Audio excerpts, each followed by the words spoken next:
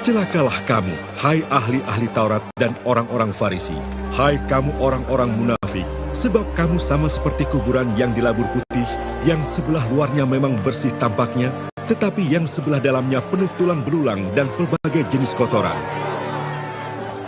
Demikian jugalah kamu, di sebelah luar kamu tampaknya benar di mata orang, tetapi di sebelah dalam kamu penuh kemunafikan dan kedurjanaan. Celakalah kamu, hai ahli-ahli Taurat dan orang-orang Farisi, hai kamu orang-orang munafik, sebab kamu membangun makam nabi-nabi dan memperindah tugu orang-orang saleh, dan berkata, jika kami hidup di zaman nenek moyang kita, tentulah kami tidak ikut dengan mereka dalam pembunuhan nabi-nabi itu.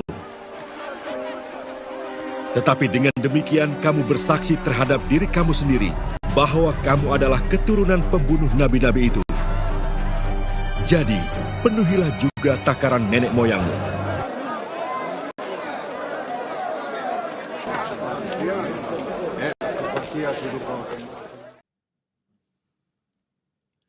Saudara-saudariku yang terkasih dalam Tuhan kita Yesus Kristus. Seluruh Injil Matius bab 23 berisikan kecaman Yesus terhadap para ahli Taurat dan orang-orang Farisi. Kedua kelompok orang ini bukanlah orang biasa, tetapi orang-orang luar biasa pada saat itu. Mereka adalah tokoh masyarakat yang menjadi panutan orang pada masa itu. Mereka itu orang pintar dan pandai menarik minat masyarakat luas untuk bersatu dengan mereka. Mengapa Yesus mengecam mereka? Karena mereka hidup dalam kemunafikan. Artinya hidup mereka penuh kepalsuan. Apa yang tampak dari luar berbeda dengan apa yang ada di dalam diri mereka. Mereka tahu kebenaran firman Tuhan, tetapi tidak melakukannya. Bahkan perbuatan mereka jauh menyimpang dari apa yang mereka ajarkan kepada orang lain. Saudara-saudari, dalam seluruh kecaman itu kita mendengar sampai 8 kali Yesus menyampaikan kata yang sangat keras. Celakalah kamu. Dari 8 ucapan celakalah kamu itu, hari ini kita mendengar 2 ucapan celakalah kamu itu. Yesus mengumpamakan mereka seperti kubur. Kita tahu bahwa pada bagian luar, kubur itu tampaknya begitu bagus, tetapi di dalamnya penuh dengan bau busuk, tulang belulang, dan kotoran. Demikianlah hidup mereka penuh dengan kemunafikan dan kedurjanaan.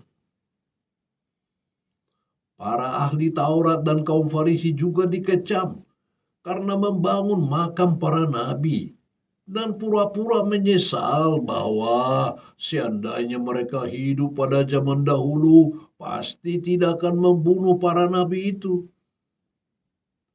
Padahal mereka adalah keturunan para pembunuh nabi-nabi itu. Yesus mengakhiri kecaman ini dengan mengatakan, penuhilah juga takaran para leluhurmu, karena mereka jugalah yang akan membunuh Yesus sendiri. Saudara-saudariku yang terkasih, barangkali kita senang mendengar segala kecaman Yesus terhadap para ahli Taurat dan kaum Farisi itu. Senang karena bagi kita pada zaman now, para ahli Taurat dan kaum Farisi itu menjadi perwakilan dari banyak tokoh-tokoh masyarakat zaman now yang munafik, yang isi omongannya lain di bibir, lain di hati, yang nampaknya dari luar pejuang kebenaran, tetapi penuh dengan intrik, kepalsuan, dan kejahatan. Tapi pernahkah kita merenungkan perilaku hidup kita sendiri? Di hadapan banyak orang kita berlaku baik, ramah, sok rohani, dan saleh. Padahal apa yang ada di dalam hati kita sangat bertolak belakang. Bagaimana perilaku hidup kita di dalam keluarga, dalam hidup menggereja, dan di tempat kita kerja? Coba kita hitung-hitung berapa kali kita dalam sehari bersifat munafik di hadapan pasangan hidup, di hadapan anak-anak kita. Berapa kali kita dalam sehari bersikap munafik di hadapan pimpinan dan teman sekomunitas. Kita munafik karena tidak menggunakan waktu dengan efektif dan efisien. Saudara-saudari terkasih, mungkin Yesus akan berkata, celakalah kamu kepada kita semua yang mengikutinya. Karena itu dalam setiap permulaan perayaan Ekaristi, kita dengan sungguh hati memohon ampun kepada Tuhan.